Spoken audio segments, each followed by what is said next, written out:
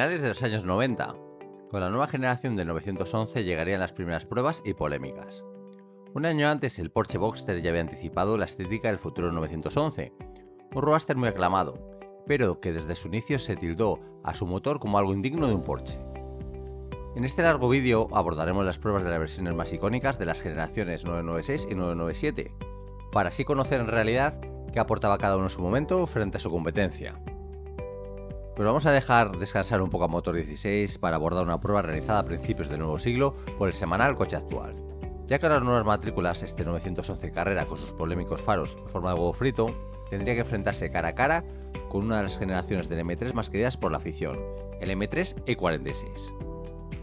En una época donde el euro llegaba a nuestro país, las revistas se aseguraban de poner el precio también en pesetas, para que la gente supiera realmente lo que costaba cada uno.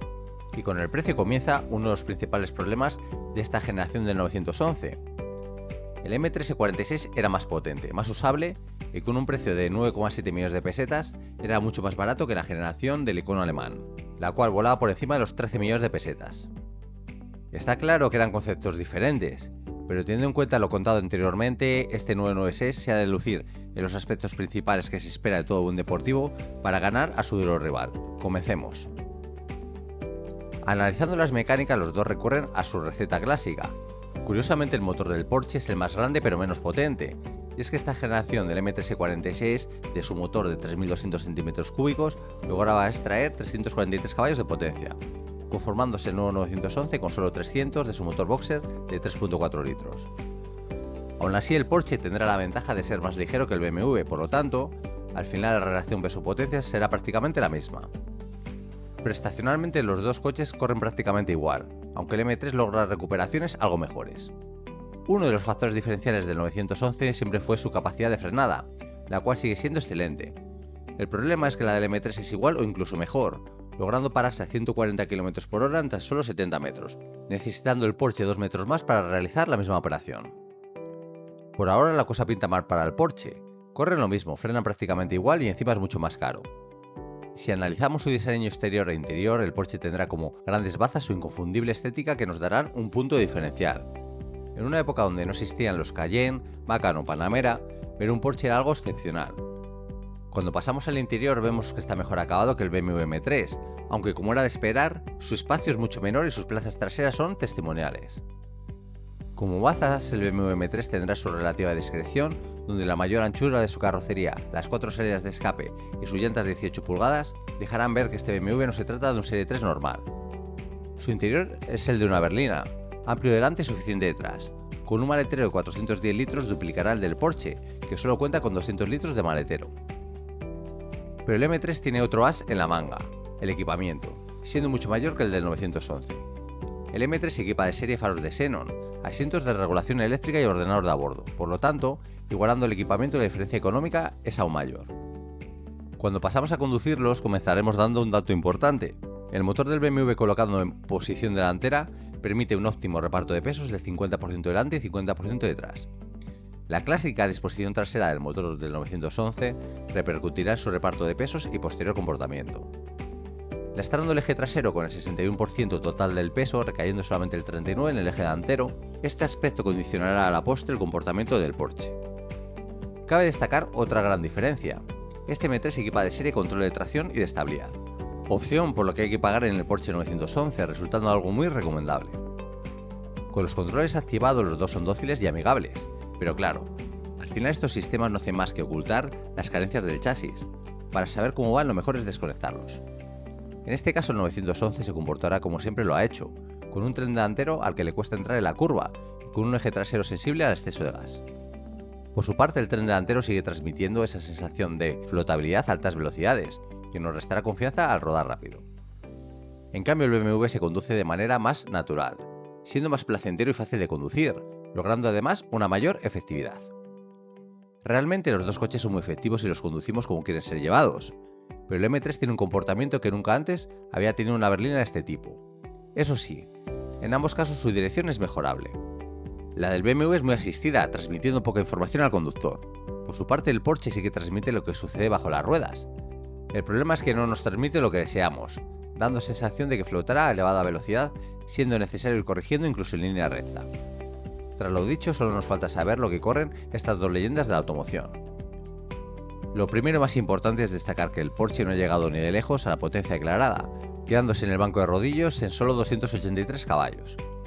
Aun con ello, los dos corren prácticamente lo mismo, necesitando poco más de 5 segundos para pasar de 0 a 100 y algo más de 24 para cubrir el kilómetro con señal parada. En este apartado son tan parecidos que incluso prácticamente calcan el consumo medio, necesitando algo más de 12 litros cada 100 kilómetros. Como resumen tras lo visto anteriormente, la victoria es clara para el M3, venciendo en todos los apartados que se esperaba que ganase antes de la prueba, e igualando o también ganando al Porsche en aquellos aspectos como mecánica o bastidor. Aspectos donde este 911 tendría que haber dado el do de pecho. ¿Mérito del M3 o de mérito del 911?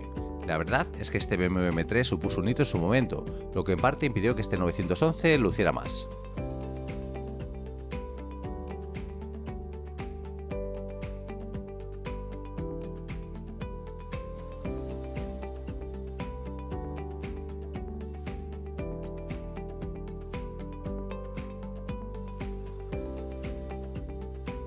Se puede decir que este GT3 fue una losa en el corazón para Ferrari. El 360 Modena supuso un cambio de paradigma para Ferrari, siendo un coche menos agresivo en sus líneas y también más apto para el uso diario. En este caso el Ferrari se domesticó, por lo tanto, Porsche, al contrario que el italiano, lo que haría sería radicalizar a su 911, para de esta forma con el GT3 plantar cara a rivales de la talla de este caballino, un caballino que tras la prueba no sé si seguiría rampando. Dulcificar uno y radicalizar el otro han permitido un enfrentamiento de dos marcas con mucha historia. Como no, el Ferrari es algo más caro, superando los 21 millones de pesetas. En cambio, por el Porsche GT3 solo habría que desembolsar 17 millones de pesetas. 4 millones y medio marcan la diferencia económica entre estos dos contendientes. Mecánicamente los dos tendrán la misma cilindrada, 3.6 litros, pero ahí acabarán las similitudes. El Ferrari es un motor V8 y el Porsche un 6 cilindros boxer. Por su parte, el motor del Ferrari va situado en posición central, pudiendo ser admirado a través de una vitrina de cristal en su capó motor. Como no podría ser de otra forma, el motor trasero del Porsche impulsarán al 911 como si fuera un foraborda de competición. Mecánicamente, además de la disposición de su motor, el Ferrari 360 tendrá dos ventajas más. Es 40 caballos más potente que el Porsche, logrando 400 caballos, y además es más ligero, parando la báscula en solo 1290 kilos. Por lo tanto, su relación peso-potencia es notablemente más favorable. En esta época juntar a un Porsche GT3 y a un Ferrari en una misma comparativa era realmente complicado, y para ello necesitaron 15 días para traer este reportaje a los kioscos. Para saber qué esperar de cada uno es importante mirar atrás. El Ferrari viene en una saga evolucionada desde los Ferrari 308, 328, 348 y 355. Un coche que siempre fue evolucionando, siendo cada vez más rápido y efectivo, pero donde aún tenía tres aspectos claros que mejorar: sus frenos, su cambio duro y lento y su acabado interior indigno de su precio. En cambio, este 911 nace por la demanda de los aficionados de seguir fiel a la tradición. Tras numerosas pruebas, Porsche se dio cuenta finalmente que el icono de este mito alemán tendría que ser siempre su motor trasero, por lo tanto no les quedaba más remedio que saber vencer este hándicap para con el GT3 lograr una bestia capaz de vencer las leyes de la física. ¿Lo han conseguido? Ahora veremos. Para comprobarlo utilizaron el circuito de Montlhéry, en Francia, donde tenían un anillo de velocidad y luego un circuito rutero con curvas de elevada velocidad, con apoyo sobre cogedores y cambios de rasantes, donde un antiguo 911 haría sembrar el pánico de su conductor. Con estas armas la relación de autopista podría sacarnos de duda. ¿Realmente este GT3 ha logrado vencer esa falta de confianza y efectividad al rodar a alta velocidad? Sorprendentemente la respuesta es que en gran parte sí. El GT3 supone un gran paso al frente respecto a sus versiones normales, y ya no comparemos respecto a las anteriores generaciones. Evidentemente su ADN sigue vigente, exige ser conducido como todo 911, pero resulta un coche más equilibrado con unos frenos aún mejores, y siendo menos crítico a las transferencias de masas. Es un coche con un límite mucho más alto que un 911 normal, pero encima menos traicionero. Por fin, un Porsche 911 puede ser llevado a elevadas velocidades sin que éstas supongan un estrés para el conductor, más allá de las atenciones necesarias para rodar a 250 km/h. Y sí, esa es otra de las grandes sorpresas del GT3. Con solo 360 caballos de potencia, los 250 km/h los hace sin enterarse.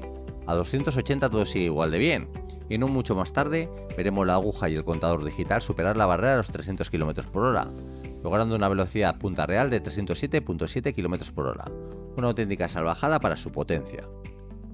Con todas estas armas, el Porsche 911 GT3 no es perfecto, pero sí que es claramente mejor que un 911 estándar, siendo mucho más prestacional y superando por fin esa inseguridad a la hora de rodar a elevadas velocidades. Exige ser conducido como siempre lo ha hecho un 911, aprovechando sus fabulosos frenos y cuidando el exceso de gas al salir de la curva. Pero ¿de qué va el Ferrari?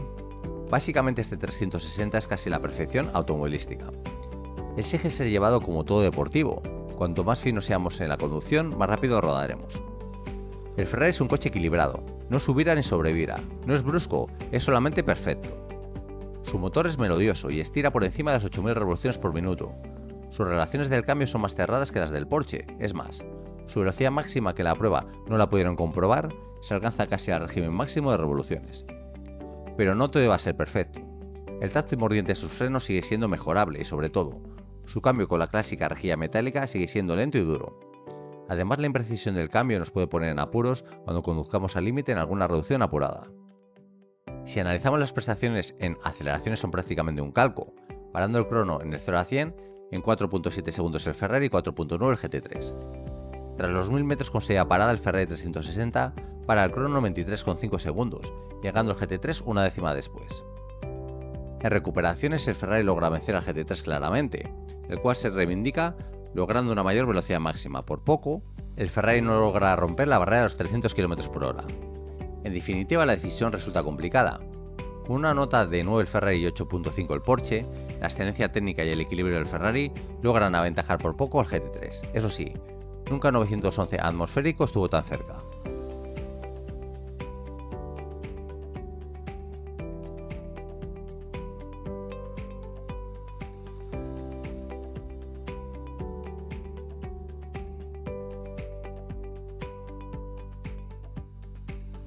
Autopista tendría la suerte de probar el 911 Turbo del nuevo siglo XXI.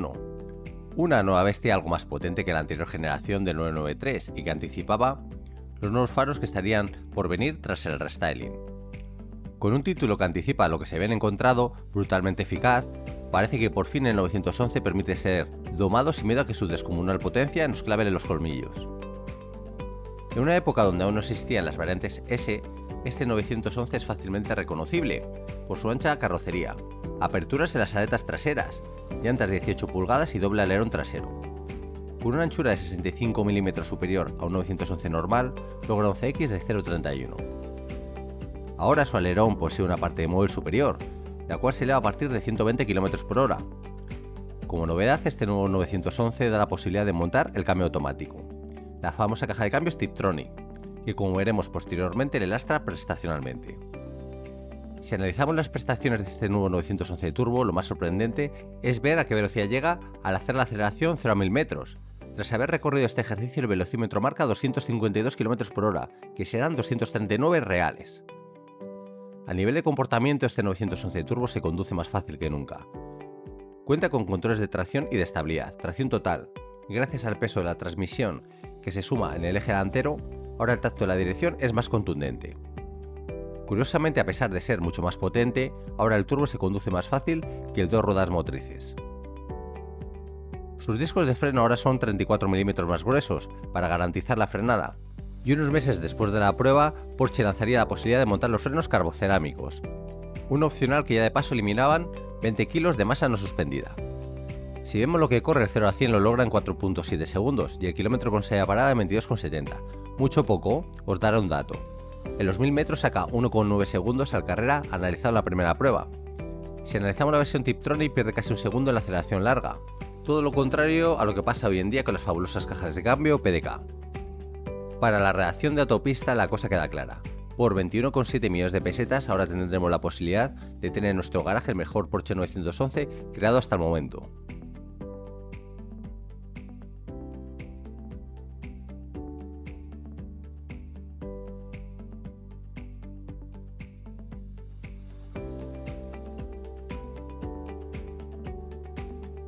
Automóvil tendría la suerte de compartir este circuito con los dos deportivos más icónicos nacidos desde Alemania, el M3 CSL y el 911 GT2. Saliendo desde Madrid con los dos coches viajaron hasta Ronda, al circuito de Ascari, 600 kilómetros de viaje donde poco a poco irían tomando la medida a cada contendiente.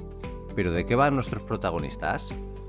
Como ya vimos en el episodio anterior, el 911 GT2 nacía de tomar como base un 911 Turbo, quitarle la tracción total, potenciar su motor, reducir el peso, equiparle unos frenos carbocerámicos y, como no, unos conjuntos de amortiguadores, muelles y estabilizadoras específicos.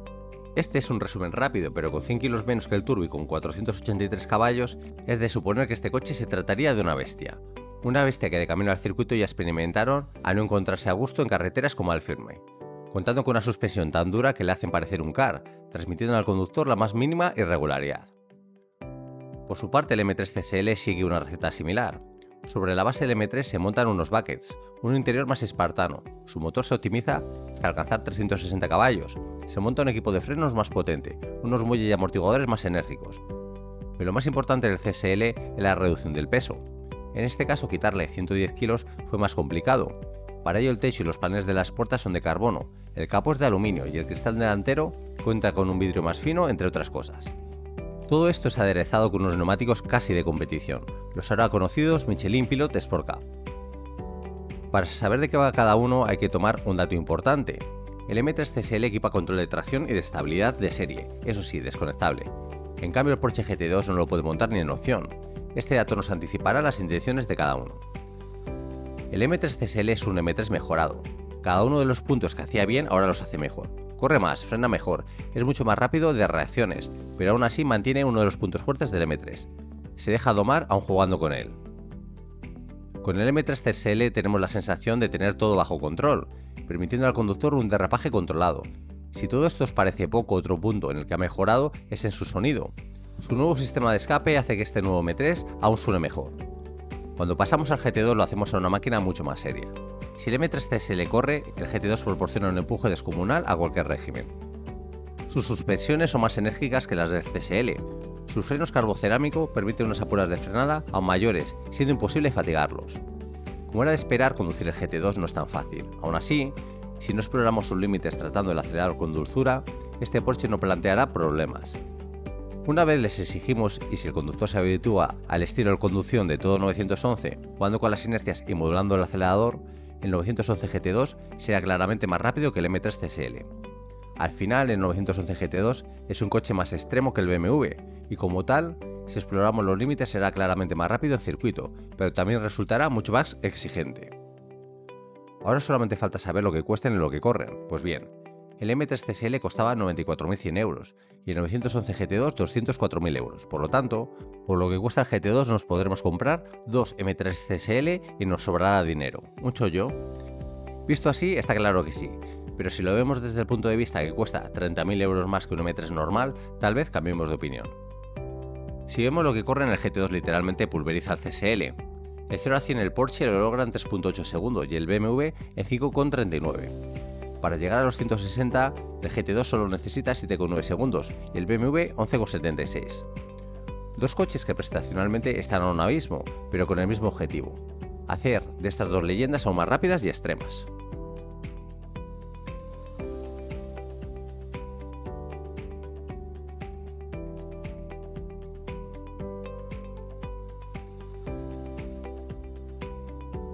He querido traer esta prueba del 911 básico con cambio Tiptronic al ver varios puntos interesantes.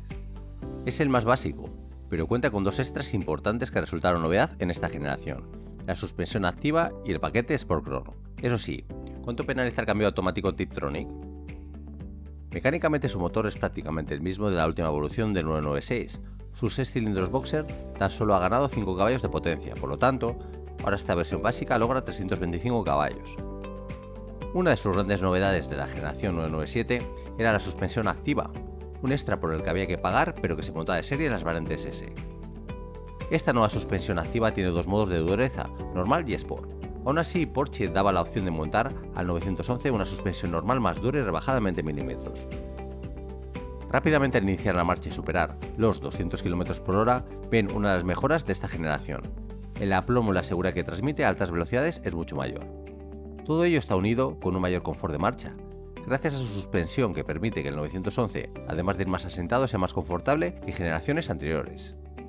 Esta unidad también equipa el paquete Sport Chrono, un extra que además del cronómetro modifica la respuesta del acelerador, la velocidad del cambio automático y la respuesta del SP.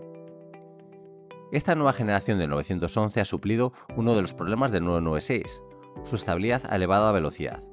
Desgraciadamente el 911 sigue siendo un coche rápido, pero poco ágil en las curvas lentas. Es un coche que se siente a gusto en curvas más rápidas y de radio medio. Si el trayecto se vuelve muy revirado y avivamos el ritmo, la tendencia es claramente subviradora. Por poner un ejemplo, un BMW M3 o incluso un Focus RS en estos terrenos se sienten más ágiles que el 911. Respecto al cambio, es uno de los puntos más criticables del modelo. El cambio Tiptronic era un cambio válido en generaciones anteriores, pero en la época en la que nació el 997 era un cambio lento y poco deportivo. En esta época, Audi ya tenía el famoso DSG y BMW el SMG, por lo tanto, era un punto claramente mejorable. En esta imagen podemos ver dos detalles de este modelo. Por su parte, el cronómetro central de salpicadero que se activa desde el ordenador de a bordo, y aquí tenemos las incoherentes teclas situadas en el volante del cambio para subir y bajar de marcha. En definitiva, este nuevo 911, a pesar de su cambio, es mejor en todo que su antecesor, eliminando uno de los grandes problemas que siempre tuvo el 911, la flotabilidad del tren delantero al rodar a elevada velocidad. Con un precio de 83.720 euros, a la hora de la verdad, quien fuera a un concesionario Porsche seguro que tendría que pagar unos cuantos euros más, ya que su equipamiento era escaso. Los faros Visenon, el volante multifunción, el control de velocidad y los sensores de aparcamiento son extras opcionales. Sin irnos más lejos, la unidad probada ya se acercaba a los 100.000 euros. ¿Y cuánto penaliza el cambio automático Tiptronic en este 911? Pues bastante. El 0 a 100 lo hace en 5,85 segundos y el kilómetro con salida parada en 25,1. Unas prestaciones que seguro la versión manual mejoraría. Lo más destacable de esta tabla es su frenada, parando el coche a 140 km por hora en solo 62,1 metros.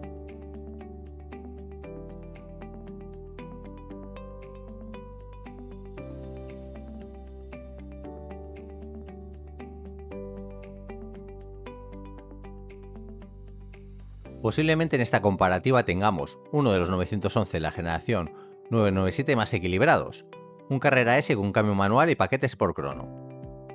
Para la ocasión tendría que enfrentarse con el nuevo Corvette C6, una nueva generación del icónico deportivo americano que todos aseguraban contaba con un comportamiento muy mejorado.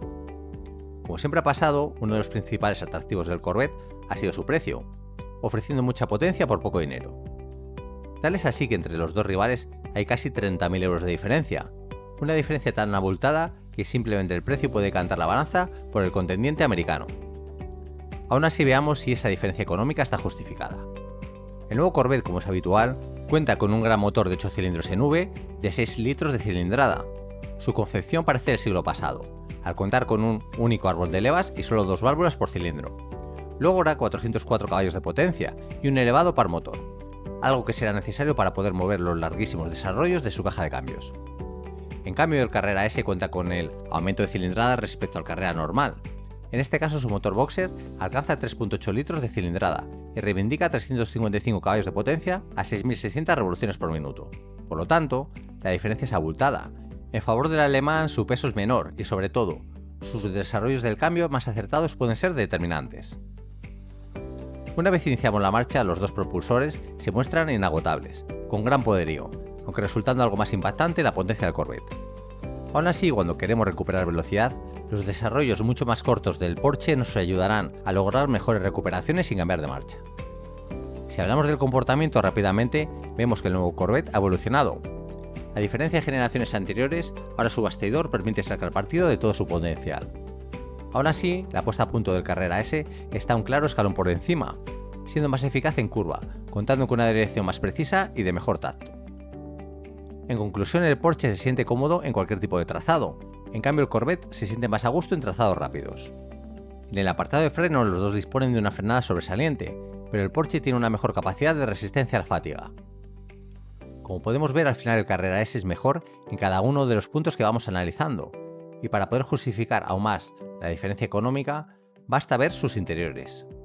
Como podemos ver, el Corvette parece vistoso, pero no transmite calidad. En cambio, el alemán, aunque más sobrio, da sensación de una calidad suprema. Por último, si analizamos las prestaciones tras ver que han cumplido con la potencia declarada, veremos que el Corvette cubre el kilómetro con salida parada en 23,4 segundos y el Carrera S en 23,7. Por lo tanto, si tenemos en cuenta sus también igualadas velocidades máximas, 300 en el americano y 293 en el alemán, este apartado se salda con un empate. Como podemos ver, el americano declara un maletero de 370 litros, pero claro, la diferencia del Porsche es solo en 2 plazas. En conclusión, el 911 Carrera S es un coche claramente superior, por lo tanto, la redacción de coche actual le da como justo ganador.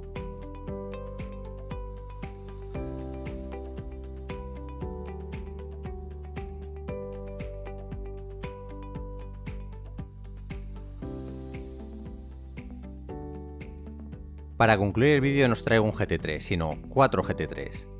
¿Qué mejor manera que ver la evolución que supuso el GT3 de la generación 997 que compararlo con sus ancestros? Sin más dilación, comencemos. El origen de la leyenda fue allá en el año 1999, cuando Porsche presentaría un nuevo concepto de 911. El GT3 había salido a escena con una receta similar a los antiguos Carrera RS. Estas nuevas siglas ahora representarían a los 911 atmosféricos más extremos. El primer GT3 contaba con un motor de 3.600 cm3 con 360 caballos de potencia. Con un precio de 103.000 euros en su momento, en el momento de la prueba lo que más sorprendía al montarse eran sus reducidas dimensiones. El parabrisas apenas está inclinado, el codo queda realmente cerca de la ventanilla izquierda. Todo esto nos hace comprobar que generación tras generación los coches son cada vez más grandes. Cuando comenzamos a conducirlo rápidamente, nos sorprende su rapidez de reacciones. Cualquier insinuación al volante se traduce en una respuesta exacta. Cuando aceleramos, el culo se hunde y el morro se eleva, recordándonos la situación de su motor y su potencia. Este primer GT3 se conduce de forma interactiva, mostrando siempre algo de su viraje y contando con un tren trasero que siempre nos recuerda su protagonismo. Es un coche muy entretenido de conducir que involucra a su conductor que cuando le coja el hilo hará que este GT3 se convierta en su mejor amigo. El GT3 MK2 fue una profunda remodelación del primer GT3 de la saga. Se puede resumir en que se tocarían todos los palos para hacerlo más efectivo, rápido y también más radical.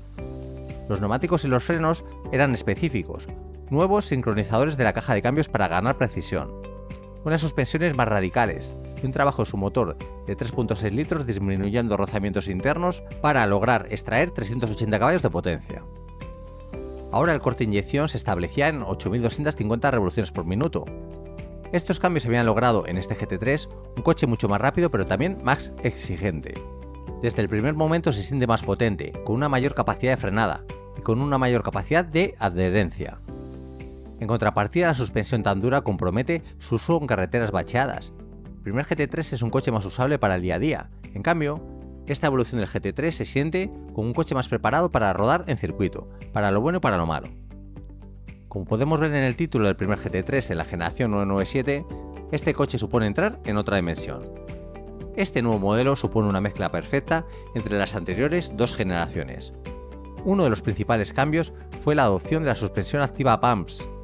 Su motor, a pesar de contar con la misma cilindrada de 3.6 litros, se le exprimía hasta alcanzar 415 caballos de potencia. Tras probarlo aseguraban que tal es la eficacia del chasis que la mayor parte del tiempo circulas con el motor funcionando cerca de la zona roja del cuentavueltas, con el control de tracción haciendo horas extras. A la seguridad que transmite el bastidor se le juntan unos frenos excepcionales, una dirección como en tacto y una caja de cambios precisa. Parece complicado mejorar la receta a este GT3. Pero si algo nunca podemos negar a Porsche es su capacidad de superación, de superar lo insuperable. Y esto es lo que lograron con el GT3 MK2. Con una receta similar a la tomada en la segunda generación del primer GT3, se sacrificó el confort para echar aún más leña al fuego. Pero este GT3 MK2 logra algo que la primera evolución del primer GT3 no lograría.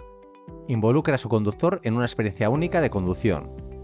Este GT3 te ayuda, pero es el conductor el máximo responsable de todas las reacciones. Digno de mención es la eficacia de sus frenos carbocerámicos y la respuesta de su dirección. Como podemos ver, mejorar lo insuperable parece algo posible para Porsche. Pero tras probar los cuatro, ¿cuál es el mejor? Lo primero, poner en valor el gran ritmo de evolución que imprimió Porsche en los últimos años, ya que cada uno de ellos, más que una evolución, se siente como una pequeña revolución. El primer GT3 es tan bueno más como lo recordaban.